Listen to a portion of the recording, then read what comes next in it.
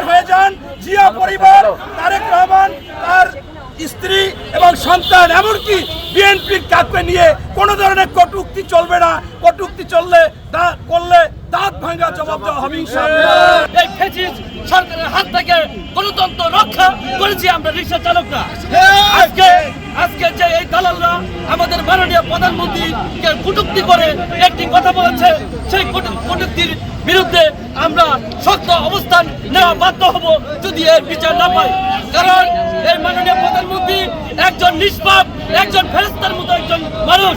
এই 17 আসনের নির্বাচন পরিচালনায় আমরা ম্যাক্সিমাম 4000 রিক্সা নিয়ে শুনাউন দিয়েছিলাম এবং ঢাকা 18 আসনে মিনিমাম 3000 রিক্সা নিয়ে শুনাউন দিয়েছিলাম। রিক্সা চালকরা ঐক্যবদ্ধ আগেও ছিলাম, এখনো আছি।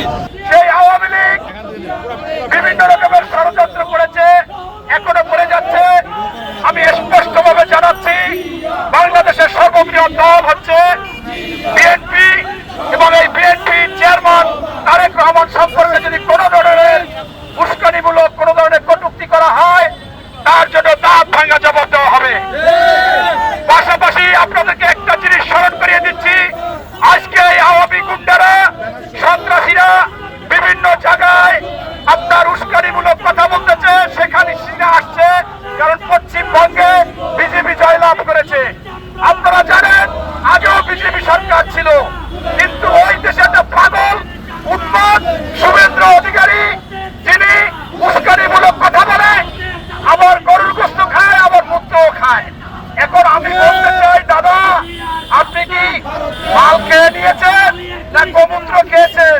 আপনি বলতেছেন দিদিকে নিয়ে আসবেন, আপনি দিদিকে নিয়ে আসেন, আমাদের আপত্তি নাই। আপনারা বলেছেন যে তাকে স্যালুট করে নেওয়া হবে, আসলে আপনাকে ওনাকে স্যালুট করে একেবারে লাল দালান আছে আমাদের, সেই লাল দালানে নেওয়ার জন্য বাংলাদেশের মানুষ সবাই অপেক্ষা করতেছে। তাই আপনার সাথে আসলে দেখতে পারবেন যে বাংলাদেশের মানুষ আপনার দিদিকে, শেখ হাসিনাকে কতভাবে আপ্যায়ন করে। আমাদের এই 2 বছর আপনার দিদিকে দেখি না, আমরা অধীর আগ্রহে অপেক্ষা করতেছি আমাদের আপনার দিদি আমাদের